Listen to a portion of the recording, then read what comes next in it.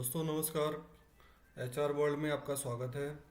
आज हम consent to establishment के बारे में पढ़ेंगे। जो आप लोगों ने जो सुना होगा सीटीई। तो सीटीई कंसेंट टू एस्टेब्लिश हम क्यों लेते हैं, इसका फंक्शन क्या होता है, इसका डॉक्यूमेंट्स क्या क्या होते हैं। तो आइए हम इसके बारे में जानते हैं। तो under the provision of the water prevention and control of pollution act 1974 and Air Prevention and Control of Pollution Act 1981 and Industry Operation or Process or an Extension and Addition thereto। तो कोई भी manufacturing industry कोई factory start करने से पहले या already जो factory already running condition में है उसका एक्सटेंशन करने के लिए हम क्या है गवर्नमेंट से एक पोल्यूशन कंट्रोल बोर्ड से एक परमिशन लेते हैं। तो वो परमिशन क्या होता है, परमिशन के लिए क्या डॉक्यूमेंट प्रोसेस होता है, उस परमिशन का फंक्शन क्या होता है, आइए हम उसके बारे में जानते हैं। क्यों लिया जाता है आखिर ये। तो ये क्या है, लाइकली टू डिस्चार्ज सीवरेज और trade effluent into the environment, ये हमारे इन्वायरमेंट के ऊपर क्या इफेक्ट करता है। और likely to emit air pollution, आप लोगों ने देखा होगा कि फैक्ट्रीज में जो चिमनियों से धुआं निकलता रहता है, तो वो क्या है, उसके क्या कायदे कानून हैं, तो उसका प्रिवेंशन के लिए क्या गवर्नमेंट क्या इनिशिएटिव लेती है। एंड एटमॉस्फेयर का प्रिवेंशन के लिए क्या गवर्नमेंट कंट्रोल क्यों ये सब कंट्रोल मेजर्स बनाया है। तो हर एक स्टेट का अलग अलग पॉल्यूशन कंट्रोल बोर्ड होता है। जैसे दिल्ली का डीपीसीसी हो गया, दिल्ली पॉल्यूशन कंट्रोल बोर्ड हो गया। गुजरात का GPCB, Gujarat pollution control board हो गया। ऐसे ही महाराष्ट्र का आपने सुना होगा MPCB, Maharashtra pollution control board. तो हर एक स्टेट का अलग अलग पॉल्यूशन कंट्रोल बोर्ड होता है। Why it is important for industries to obtain consent to establish. Consent to establish obtain करने के लिए क्यों ये इम्पोर्टेंट होता है इंडस्ट्रीज को। तो Delhi has been declared as an air pollution control area. Delhi में दोस्तों आप लोगों ने देखा होगा कि काफ़ी सारे पोल्यूशन, बहुत सारा पोल्यूशन होता है। हर समय कुछ ना कुछ वहाँ पे न्यूज़ में आता रहता है कि कभी बहुत ज़्यादा ठंडी के टाइम में बहुत ज़्यादा फॉग होता है, लोगों का सांस लेना मुश्किल हो जाता है। और ये सब क्यों होता है, उसका रीज़न क्या है हम देखते हैं। Under sub section 1 of section 19 of the air prevention and control of pollution act, wide notification number जो यहाँ पे मेंशन है GSR 106E, और ये नोटिफिकेशन आया था 20 Feb 1987 को। This implies that no industrial plant any plant use for any industrial और ट्रेड पर्पस, कोई भी प्लांट इंडस्ट्री या ट्रेड पर्पज से अगर यूज होता है, can emit any air pollutant, और वहाँ पे कोई भी एयर पोल्यूशन एमिट होता है। एनी सॉलिड लिक्विड और गैसियस सब्सटेंसेस इंक्लूडिंग नॉइस को भी इसमें इंक्लूड किया है। क्योंकि आपने देखा होगा कि जो फैक्ट्री में जो मशीनें चलती हैं उसकी वजह से बहुत ज़्यादा नॉइज़ होता है। तो उसका भी कंट्रोल करने के लिए उसके आसपास जो लोग रहते हैं बहुत ही डिस्टर्ब होता है। तो उसका कंट्रोल मेजर्स क्या बनाए हैं गवर्नमेंट ने। तो into the atmosphere without prior consent to the state pollution control board, कोई भी इस्टेब्लिश करने से पहले ये गवर्नमेंट से कंसेंट लेती है। कोई फैक्ट्री इस्टेब्लिश करने से पहले एक कंसेंट लिया जाता है। It also implies that no person shall without the permission consent of Delhi Pollution Control Committee shall establish or operate an industrial plant in Delhi। आइए हम जानते हैं कि इसका फंक्शंस क्या क्या होते हैं, एक्टिविटीज़ इसका function and activities of consent management cell. इस कंसेंट का मैनेजमेंट सेल कौन कौन से हैं उसके बारे में हम जानते हैं। वाटर प्रिवेंशन पहला है हमारा, water prevention and control of pollution act 1974 and rules made there under.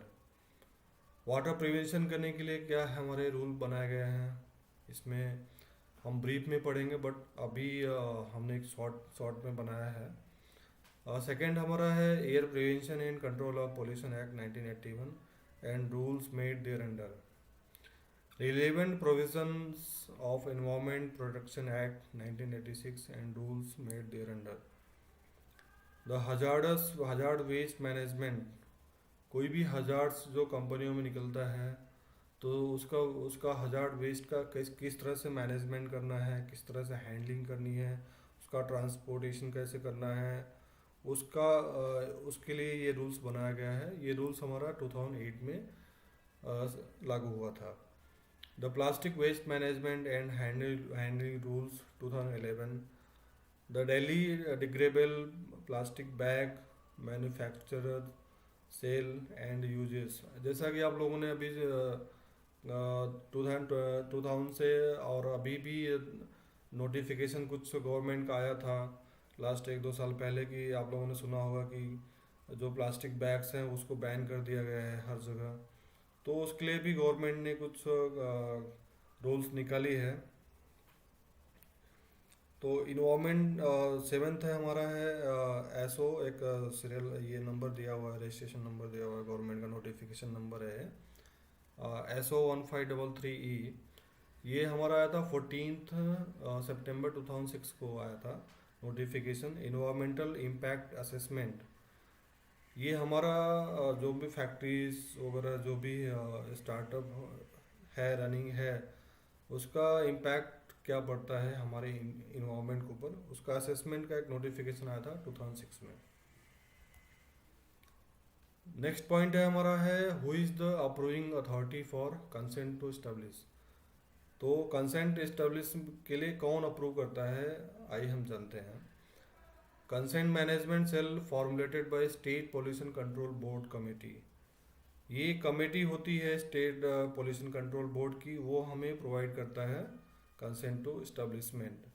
वो काफ़ी सारे पैरामीटर्स होते हैं उसमें, वो उसके थ्रू जाती है पहले वो कमेटी, वो इंस्पेक्शन होता है, वो सब रिपोर्ट्स जनरेट करते हैं, उसके बाद जो है वो हमें परमिशन देते हैं। आइए हम जानते हैं कि डॉक्यूमेंट्स क्या क्या चाहिए, कंसेंट लेने के लिए हमें क्या क्या डॉक्यूमेंट सबमिट करना होता है। तो फर्स्ट हमारा है फॉर्म 3 है, ये हमारा अंडर वाटर प्रिवेंशन एक्ट के अकॉर्डिंग आता है। Second point application in form 1 under air act, form 1 जो है एयर एक्ट के अकॉर्डिंग होता है। तो दोस्तों हम इसमें क्या है कंसेंट में हम मेन जो चीज़ें हैं air act, water act, hazardous waste management, ये जो हमारी चीज़ें हैं ये मेन चीज़ें हैं, इसी के बारे में हम पूरा डिटेल में नेक्स्ट आगे पढ़ेंगे। कंसेंट फीस क्या होती है, consent fee under water act and air act, इसका एक फ़ीस ऑनलाइन जनरेट होता है, वो गवर्नमेंट का उसमें पे करना होता है पोर्टल पे जाकर। देन नोटराइज एफिडेविट, एक 20 रुपीज़ का नोटराइज एफिडेविट बनाना होता है, उसमें पूरा डिटेल मेंशन होता है कि क्या कैपिटल हमारा इन्वेस्टमेंट होगा, हमारा लैंड कॉस्ट कितना रहेगा, बिल्डिंग कॉस्ट क्या होगा, प्लांट एंड मशीनरी कॉस्ट क्या होगा, उसमें विदाउट डिप्रिसिएशन उसमें मेंशन करना होता है। देन नेक्स्ट हमारा फिफ्थ पॉइंट है copy of land sale lease agreement. Next है copy of provisional registration in principle clearance issued by district industries centre, DIC। DIC EIC ऐसा आप लोगों ने सुना होगा। तो ये क्या है, एक क्लियरेंस है, ये रजिस्ट्रेशन क्लियरेंस है प्रोविजनल का, इसको हमें सबमिट करना होता है। सेवन पॉइंट है comprehensive project report including the following, एक रिपोर्ट सबमिट करना होता है, जैसे हमारा क्या मैन्युफैक्चरिंग होगा, हमारा प्रोडक्ट क्या होगा, रॉ मटेरियल क्या यूज़ होगा, उसमें क्वांटिटी कितनी होगी, उसका प्रोडक्शन का आउटपुट कितना होगा, उसमें क्या क्या केमिकल्स हजार्ड्स क्या क्या होगा, वो सारे डिटेल इसमें मेंशन है। तो list of product to be manufacture, क्या प्रोडक्ट वहाँ पे मैन्युफैक्चरिंग होगा, list of raw material to be used, वहाँ पे रॉ मटेरियल क्या यूज़ होगा, उसका प्रोडक्ट कितने हैं, वो प्रोडक्ट वाइज हमें डिटेल सबमिट करनी होती है। उसका क्वांटिटी कितना रिक्वायरमेंट पर मंथ कितना रिक्वायर्ड है। सपोज कोई भी जो फिल्म हम बनाते हैं, बीओपी फिल्म या कोई भी फिल्म हम बनाते हैं, तो उसका रॉ मटेरियल जो ग्रैनुअल्स आता है, पीपी ग्रैनुअल्स आते हैं, तो उसका क्वांटिटी क्या होगी और उससे क्या क्या प्रोडक्ट निकले हैं, किस किस टाइप का प्रोडक्ट निकलते हैं, उसका डिटेल हमको उसमें डालना होता है। देन नेक्स्ट सी पॉइंट है list of plant and machinery to be install. क्या क्या प्लांट और मशीनरी वहाँ पे हम इंस्टॉल करने वाले हैं, उसका एक लिस्ट मेंशन करना होगा। Details of boiler, thermic fluid heaters, DG sets to be installed and their capacity. वहाँ पे बॉयलर, कितने बॉयलर्स रहेंगे, कितना थर्मिक फ्लूइड हीटर्स रहेगा, डीजी सेट्स कितने होंगे, उनकी कैपेसिटी क्या है, उनका फ्यूल कंजप्शन क्या है, ये भी हमें मेंशन करना होता है। डिटेल्स ऑफ हजार्ड्स केमिकल, उसमें क्या क्या केमिकल्स, हमारा जो प्लांट जो हम स्टार्ट करने वाले हैं उसमें हमारा क्या क्या केमिकल्स यूज़ होगा, उस केमिकल का नाम, बॉइलिंग पॉइंट कितना होगा, फ्लैश पॉइंट कितना होगा, स्टोरेज कैपेसिटी कितनी होगी, वो हमें मेंशन करना होता है। फिर ये सभी का एक हमें MSDS बनाना होता है, जो कि मटेरियल सेफ्टी डेटा शीट होता है, hazardous chemical as per schedule, hazardous chemical as per schedule के अकॉर्डिंग बनाना होता है। नेक्स्ट हमारा है with it and air pollution control devices. Air pollution की कंट्रोल डिवाइसेस क्या है, to be install including blue point. Air pollution जो हमारा होता है उसका एक कंट्रोल डिवाइस होता है, एक लैब टेस्ट रिपोर्ट भी सबमिट करनी होती है। तो बिफोर प्लांट सिटी के लिए तो हमें ज़रूरत नहीं होती, ये हमें कंसेंट टू ऑपरेट के लिए ज़रूरत होती है। बट अभी हमें वहाँ पे डिवाइस को लगा है, वहाँ पे नहीं लगा है, वो दिखाना होता है। देन नेक्स्ट है quantity quantity and quality of stack emission before and after treatment. Application of application for details of hazard waste generation. वहाँ पे हजार्ड वेस्ट क्या जनरेट होगा, किस टाइप का हजार्ड वेस्ट है, क्वांटिटी कितनी होगी, उसका फिजिकल फॉर्म क्या होगा, केमिकल कंपोजिशन क्या होगा, मेथड ऑफ कलेक्शन क्या होगा, उसका एक डायग्राम होता है, उसमें हम ये सारी चीज़ें दिखाते हैं। उसका स्टोरेज कैसा करना है, ट्रीटमेंट एंड डिस्पोजल कैसे करेंगे। नेक्स्ट है हमारा मेमोरेंडम ऑफ आर्टिकल एसोसिएशन। तो आप लोगों ने देखा होगा कंपनियों में कि ये memorandum of article her company का होता है, या फिर ये नहीं है तो पार्टनरशिप डीड होती है। नेक्स्ट हमारा पॉइंट नंबर 10 है authorisation letter to receive sign receive documents. Authorisation letter होता है जो कि रिसीव और साइन डॉक्यूमेंट्स होता है, वो एक ऑथराइजेशन डिटेल सबमिट करना होता है। Time taken to obtain consent to establish, और ये सभी डॉक्यूमेंट सबमिट करने के बाद हमें कितने टाइम में हमें कंसेंट टू एस्टेब्लिशमेंट ग्रांट हो जाएगा, उसके लिए कितना टाइम चाहिए।